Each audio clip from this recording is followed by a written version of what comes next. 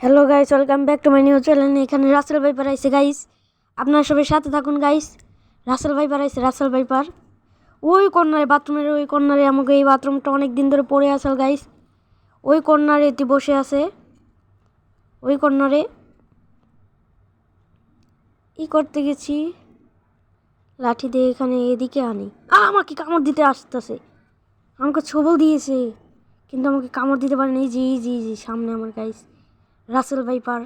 নাম শুনলেই যেটা থরথরে মানুষ কেঁপে যায়। দেখেন গাইস, রাসেল ভাইপারটাকে কিভাবে মারবো গাইস, কিছুই বুঝতেছে না গাইস। রাসেল ভাইপারটাকে কিভাবে মারবো এটাই বুঝতেছে না গাইস। মারতে যেয়ে আমার লাঠিটাই ভেঙে যায়। আমি একটু কাট করে ওখানে নিয়ে যাই গাইস। ওই ওকে মেরে তারপরে ভিডিওটা করতেছি গাইস। দাঁড়ান, নাহলে আমাকে ছবল দিতে আসবে। উজে গাইস, উজে ছবল দিতে আসে। দেখছেন গাইস, দাঁড়ান আমি ভিডিওটা কাট করে ওখানে নিয়ে যাই। এই যে দেখেন গাইস, রাসেল ভাইপার এই যে দেখেন, আমরা মেরে ফেলেছি। দেখছেন কত বড় একটা রাসেল ভাইপার গাইস। এই যে দেখছেন গাইস, রাসেল ভাইপার এটা।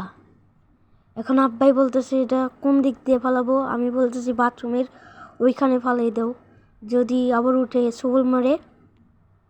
এই যে আব্বাই এখন ফালাইতেছে, আমার তো ডর করতেছে। ওই যে দেখেন লেন্সা নড়াইতেছে গাইস।